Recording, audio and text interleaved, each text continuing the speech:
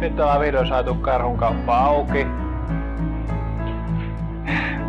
Takki aika tyhjä. Me saatiin viikko sitten suunnilleen avaimet tähän mestaan. Ja silloin tää näytti aika eriltä kuin nyt. Tehtiin ympäripyöreitä päiviä.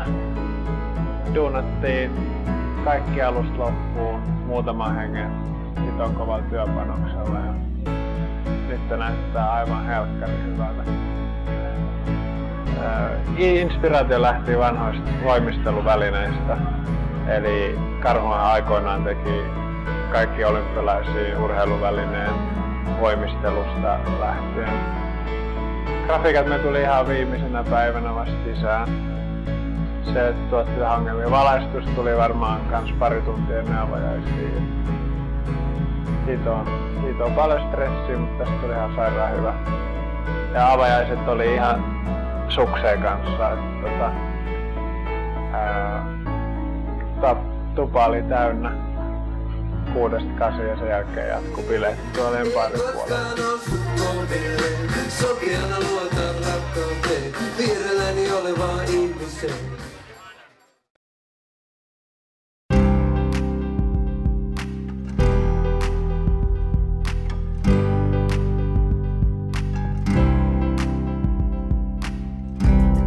Se mitä mä arvostan Karhussa oikeastaan on se, että se, niin se on aito. Et mulla on työhuoneessa on semmonen hylly, missä on karhutennareita. Mitähän mä sanoisin? Kyllä varmaan parisenkymmentä niin tennaria Karhulta. Ja sitten sen lisäksi tietenkin löytyy teepaitoja, kollegee, aika monta pipoa. Kaikkia värejä pitää olla. Niin ja mitä tästä eteenpäin?